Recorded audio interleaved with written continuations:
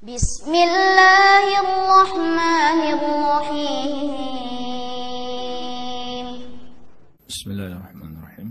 Assalamualaikum warahmatullahi wabarakatuh. Alhamdulillahi rabbil alamin.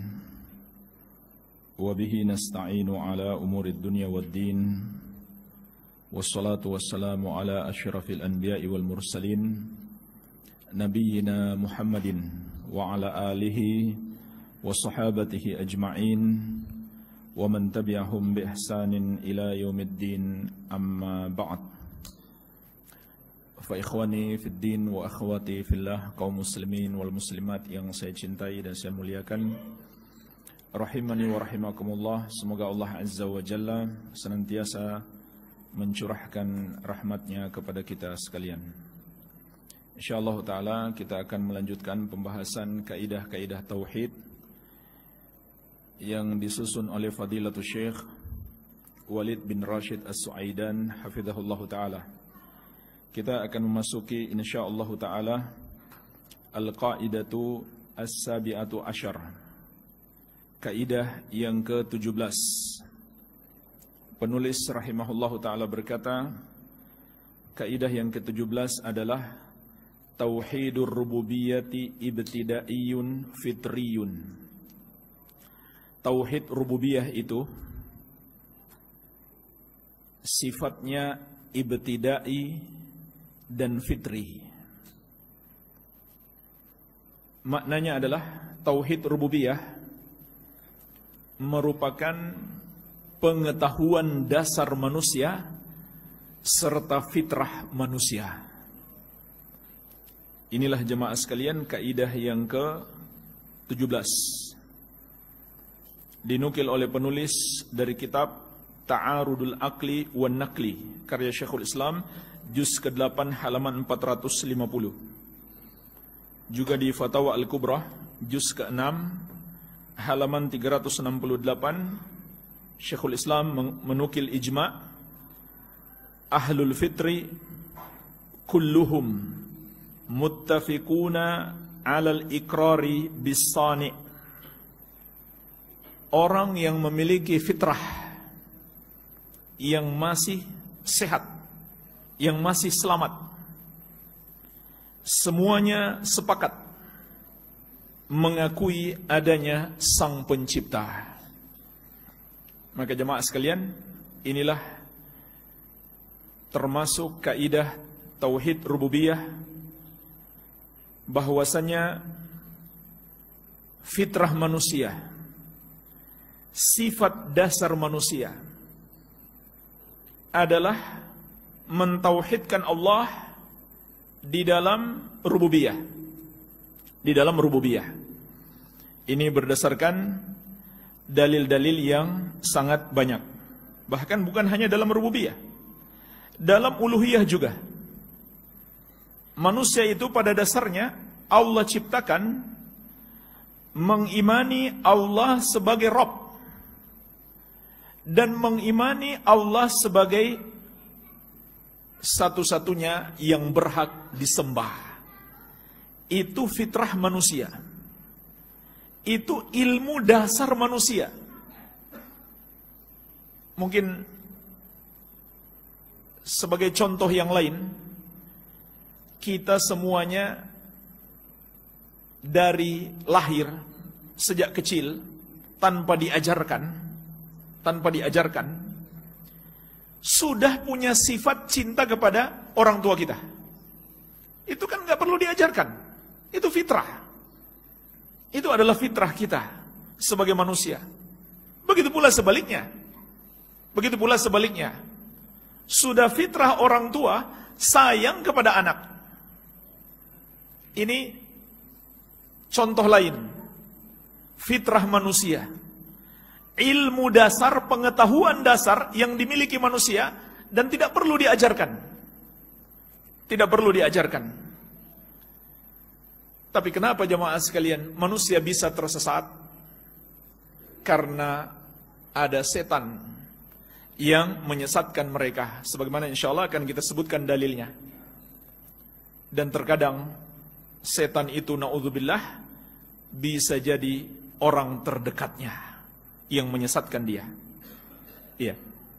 Jadi jemaah sekalian, ini adalah ilmu dasar, tabiat dasar manusia, fitrah manusia, mengimani tauhid, baik rububiyah maupun uluhiyah. Sebagaimana Allah sebutkan di dalam banyak ayat. Di antaranya disebutkan oleh penulis surat Ar-Rum ayat ke-30.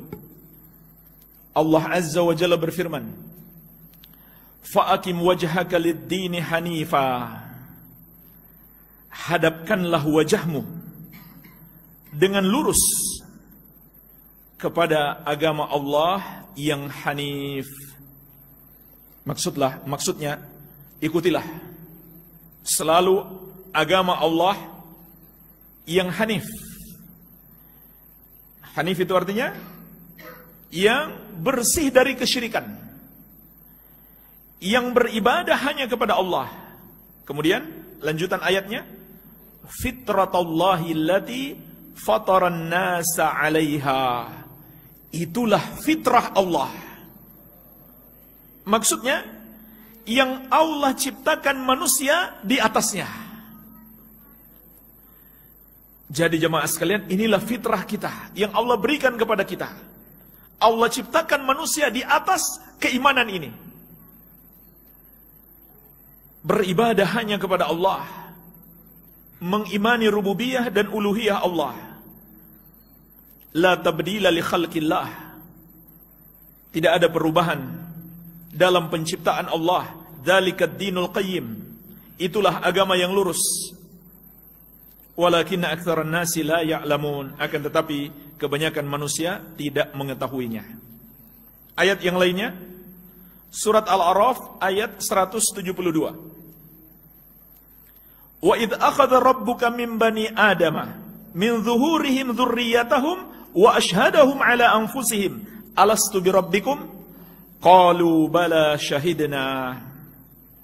Dan ingatlah ketika Rabbmu mengeluarkan keturunan anak Adam dari sulbi mereka, dan Rabbmu mengambil kesaksian terhadap jiwa-jiwa mereka, yaitu dengan berfirman, alastu bi rabbikum, bukankah aku ini adalah Rabbmu? Qalu bala syahidna. Mereka menjawab, betul, kami bersaksi. Jemaah sekalian, tentang ayat ini ada hadis yang menjelaskannya. Ada hadis yang menjelaskannya. Hadis diriwayatkan Imam Ahmad dari Ibnu Abbas radhiyallahu taala anhuma. Rasulullah sallallahu alaihi wasallam bersabda, "Akhadallahu al-mitsaq min dhahri Adam bin Na'man yakni Arafah." Allah telah mengambil perjanjian ini dari punggung Adam, Nabi Adam alaihissalam di Arafah. Caranya bagaimana? Fa akhraja min sulbihi kulla dzurriyyatin dzara'aha fanatharahum baina yadayhi. Kadzarri, Allah keluarkan dari sulbi Adam setiap keturunan yang Allah ciptakan, Allah tebarkan mereka di hadapan Allah bagaikan semut-semut kecil.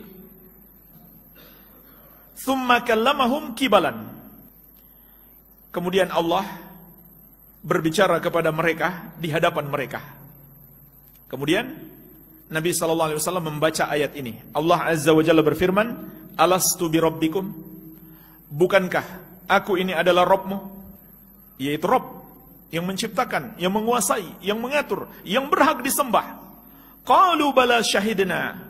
Maka seluruh manusia ketika itu mengatakan, benar, kami bersaksi. Yaitu kami beriman, engkau adalah Rabb kami. Jadi jemaah sekalian, ini hadisnya. Peristiwa diambil janji tersebut. Artinya, ini sudah fitrah. Sudah fitrah manusia sejak awal. Nah, pertanyaannya jemaah sekalian, kenapa kemudian manusia tersesat? Maka di dalam hadis qudsi yang diriwayatkan Imam Muslim dari Iyad bin Himar al-Mujashi'i radhiyallahu anhu, Nabi sallallahu alaihi wasallam menjelaskan bahwa Allah Azza wa Jalla berfirman, Wa inni khalaqtu ibadi hunafa'a kullahum. Sesungguhnya aku menciptakan hamba-hambaku semuanya dalam keadaan hanif, beriman kepada Allah dan berpaling dari semua sesembahan selain Allah. Ini aslinya kita sebagai manusia. Wa innahum atathumus syayatin fajtalathum an dinihim. Akan tetapi setan mendatangi mereka lalu kemudian menyesatkan mereka dari agama mereka. Inilah jemaah sekalian sebabnya mengapa kemudian manusia tersesat. Padahal dia dilahirkan sudah berada di atas keimanan. Tapi kemudian dia tersesat karena setan menyesatkannya. Dan naudzubillah, terkadang setan itu bisa jadi orang terdekat terhadap seseorang. Sebagaimana dalam hadis Bukhari dan Muslim dari Abu Hurairah radhiyallahu anhu, Rasulullah sallallahu alaihi wasallam bersabda, "Kullu mauludin yuladu 'alal fitrah, fa abawahu yuhawidani aw yunassirani aw yumajjisani." Setiap anak dilahirkan di atas fitrah, maka kedua orang tuanya lah yang menjadikan dia Yahudi atau Nasrani atau Majusi. Kenapa Nabi SAW tidak mengatakan kedua orang tuanya yang menjadikan dia Muslim? Karena dia sudah Muslim, lahir sebagai Muslim, sebagai orang yang beriman kepada Allah. Maka kedua orang tuanya lah yang menyesatkan dia, mengajarkan dia menjadi Yahudi atau Nasrani atau Majusi atau Hindu Buddha atau komunis atau Konghucu dan lain-lain. Tadinya dia adalah masih di atas fitrah, yaitu sebagai Muslim. Jadi jemaah sekalian, ini sebabnya mengapa manusia tersesat. Jadi ini fitrah. Oleh karena itu jemaah sekalian, beriman kepada Allah berarti kembali kepada fitrah atau mempertahankan fitrah kita, aslinya kita sebagai manusia. Sedangkan orang yang berbuat syirik, dia telah keluar dari fitrah. Atau dengan kata lain, tidak normal. Sebenarnya orang berbuat syirik itu nggak normal. Sudah nggak asli dia. Sama seperti kalau ada anak tidak cinta kepada orang tuanya, kan itu nggak normal. Atau sebaliknya, orang tua nggak sayang kepada anak, itu nggak normal. Begitu pula orang yang tidak beriman hanya kepada Allah sebagai satu-satunya yang berhak disembah, dia sudah tidak normal. Maka diantara keutamaan tauhid, tauhid itu adalah sesuai dengan fitrah kita sebagai manusia, fitrah yang sehat, fitrah yang selamat. Iya. Sebaliknya syirik itu adalah ajaran setan yang mengeluarkan manusia dari fitrah, menyesatkan manusia, mencemarkan fitrah manusia. Oleh karena itu jemaah sekalian, kata Syekh, sebenarnya tidak mungkin ada orang yang mengingkari rububiyah Allah. Sebenarnya tidak mungkin ada, kecuali pengingkaran itu berdasarkan kesombongan. Tapi hati kecilnya tidak mengingkari. Sebagaimana yang Allah firmankan tentang Fir'aun dalam surat An-Naml ayat 14. Wajahadu biha wastaiqanatha anfusuhum zulman wa 'uluwa. Mereka, Fir'aun dan kaumnya, mengingkarinya, menentangnya, menentang kebenaran, menentang keimanan. Walaupun sebenarnya hati-hati mereka mengakui. Kenapa mereka mengingkari? Zulma wa 'uluwa. Karena kezaliman dan kesombongan mereka. Bukan karena enggak percaya, tapi karena kezaliman dan kesombongan. Jadi jemaah sekalian, ini fitrah manusia yang tidak mungkin dia ingkari. Tidak mungkin dia ingkari. Kalau ada yang mengingkarinya, itu karena kesombongan. Karena kesombongan. Karena tidak mungkin manusia mengingkari fitrahnya. Sebagaimana tidak mungkin seorang anak mengingkari adanya rasa sayang kepada orang tuanya. Begitu pula sebaliknya, tidak mungkin orang tua mengingkari adanya rasa cinta kepada anaknya. Itu nggak mungkin. Kecuali dia ingin berbuat zalim atau menyombongkan diri. Nah, jemaah sekalian, pertanyaannya, bagaimana agar fitrah ini tetap terjaga? Bagaimana supaya kita terus berada di atas tauhid? Jawabannya adalah dengan ilmu.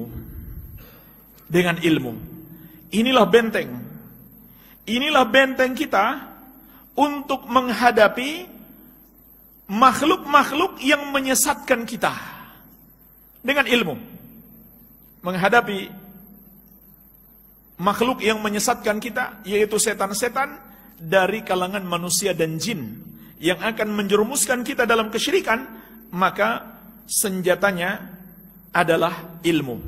Maka disinilah jemaah sekalian, pentingnya mempelajari tauhid agar kita punya senjata, agar kita punya benteng dalam menghadapi penyesatan-penyesatan yang dilakukan oleh iblis dan bala tentaranya. Baik, ini kaidah yang ke-17.